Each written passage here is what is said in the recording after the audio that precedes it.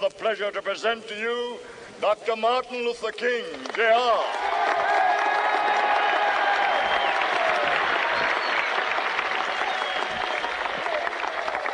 I am happy to join with you today in what will go down in history as the greatest demonstration for freedom in the history of our nation.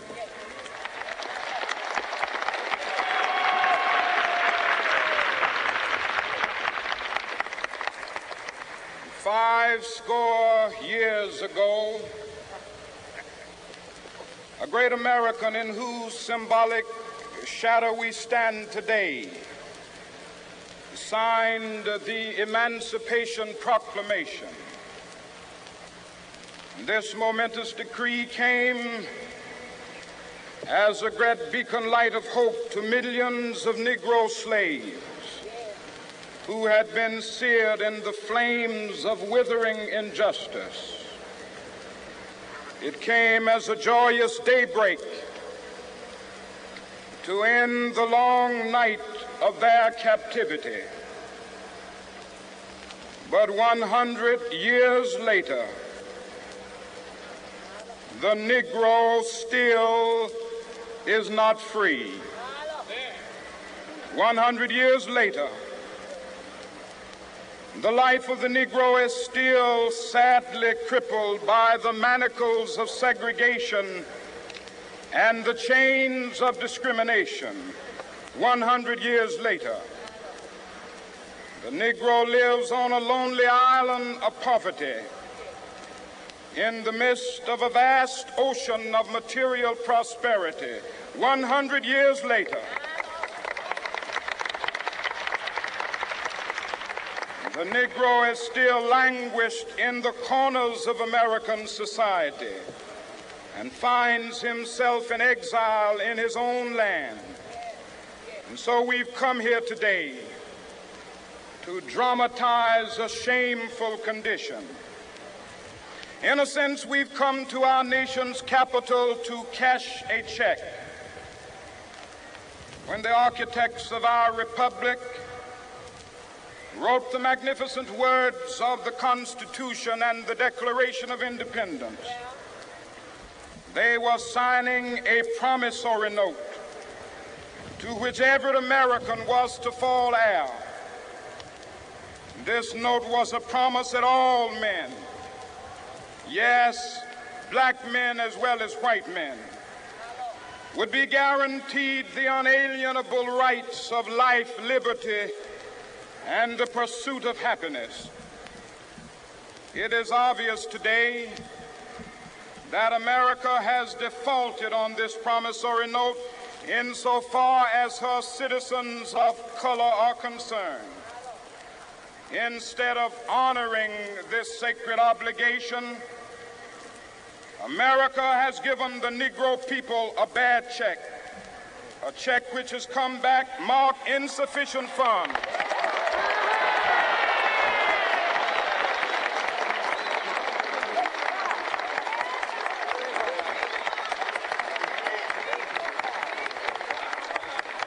But we refuse to believe that the Bank of Justice is bankrupt. We refuse to believe that there are insufficient funds in the great vaults of opportunity of this nation.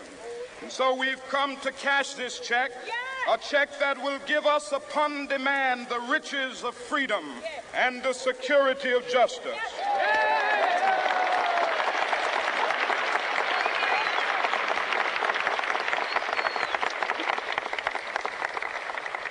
We have also come to this hallowed spot to remind America of the fierce urgency of now. This is no time to engage in the luxury of cooling off or to take the tranquilizing drug of gradualism.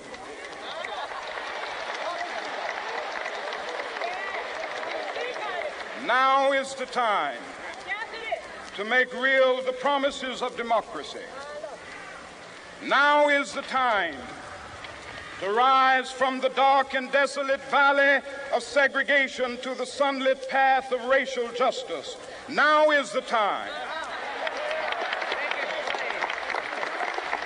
to lift our nation from the quicksands of racial injustice to the solid rock of brotherhood. Now is the time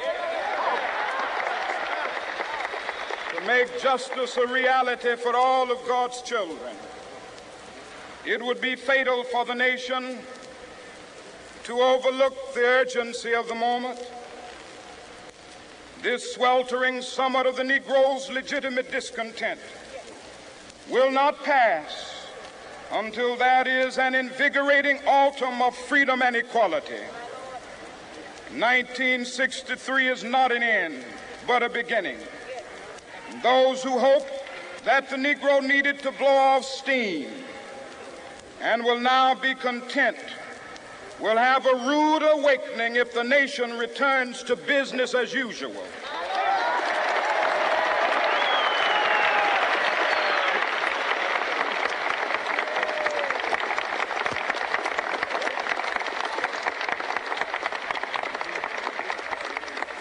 There will be neither rest nor tranquility in America until the Negro is granted his citizenship rights.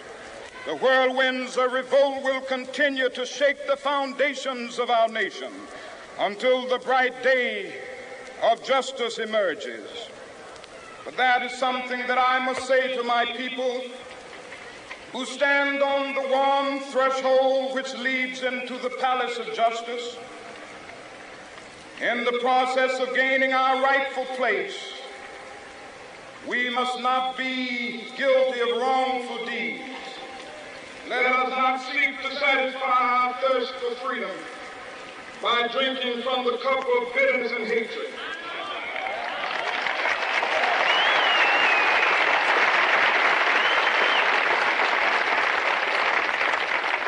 We must fail to conduct our struggle on the high plane of dignity and discipline.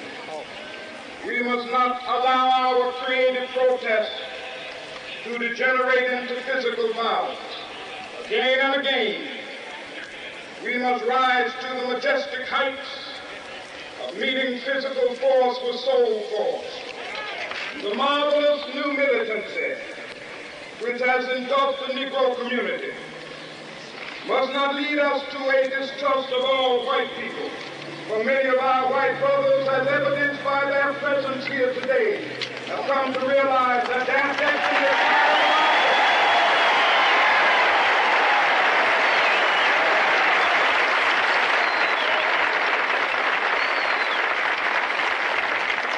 They have come to realize that their freedom is inextricably bound to our freedom. We cannot walk alone. As we walk, we must make the pledge that we shall always march ahead. We cannot turn back. There are those who are asking the devotees of civil rights, when will you be satisfied? We can never be satisfied as long as the Negro is the victim of the unspeakable horrors of police brutality. We can never be satisfied as long as our body is heavy with the fatigue of travel, cannot gain lodging in the motels of the highways and the hotels of the city.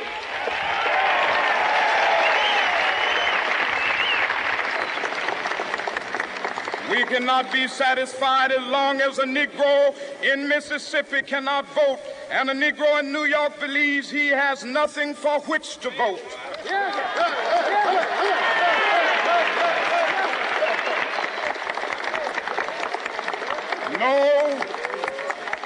No, we are not satisfied, and we will not be satisfied until justice rolls down like waters and righteousness like a mighty stream.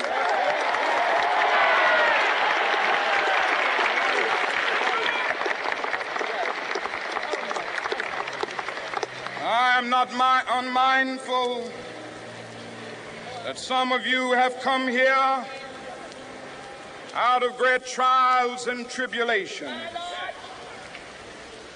Some of you have come fresh from narrow jail cells. Some of you have come from areas where your quest for freedom left you battered by the storms of persecution and staggered by the winds of police brutality. You have been the veterans of creative suffering. Continue to work with the faith that unearned suffering is redemptive. Go back to Mississippi. Go back to Alabama. Go back to South Carolina. Go back to Georgia. Go back to Louisiana. Go back to the slums and ghettos of our northern cities, knowing that somehow this situation can and will be changed. Let us not wallow in the valley of despair. I say to you today, my friends,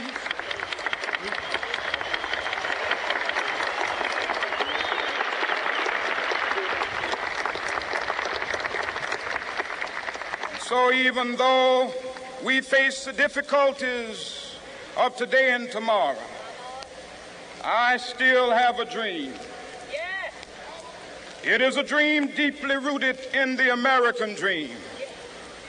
I have a dream that one day this nation will rise up and live out the true meaning of its creed. We hold these truths to be self-evident, that all men are created equal.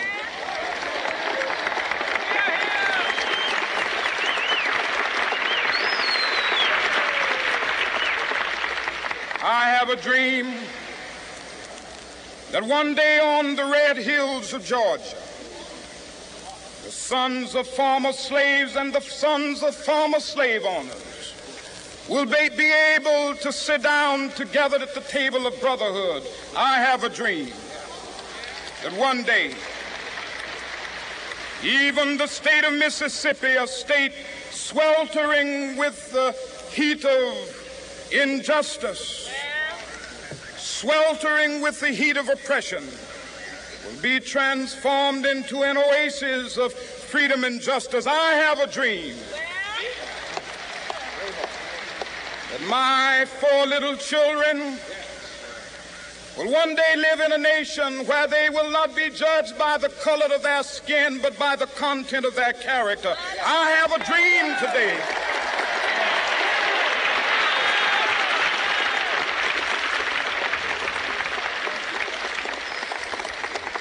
I have a dream that one day down in Alabama, with its vicious racists, with its governor having his lips dripping with the words of interposition and nullification, one day right there in Alabama, little black boys and black girls will be able to join hands with little white boys and white girls as sisters and brothers. I have a dream today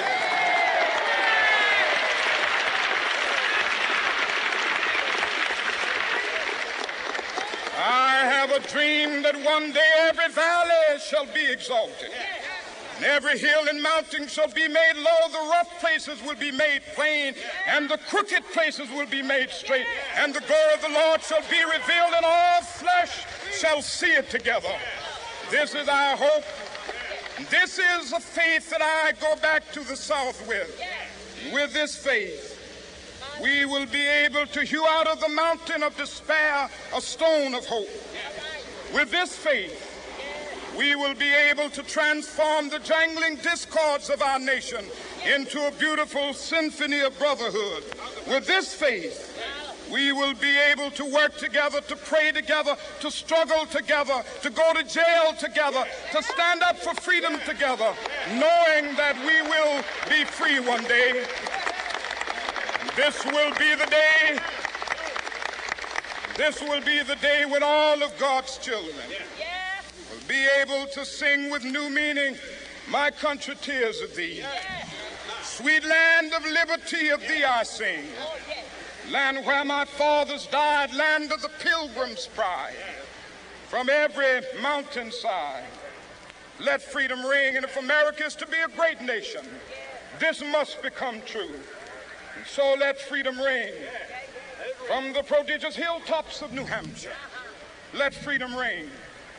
From the mighty mountains of New York, let freedom ring. From the heightening Alleghenies of Pennsylvania, let freedom ring. From the snow-capped Rockies of Colorado, let freedom ring. From the curvaceous slopes of California. But not only that, let freedom ring from Stone Mountain of Georgia. Let freedom ring from Lookout Mountain of Tennessee. Let freedom ring from every hill and molehill of Mississippi, from every mountainside. Let freedom ring, and when this happens,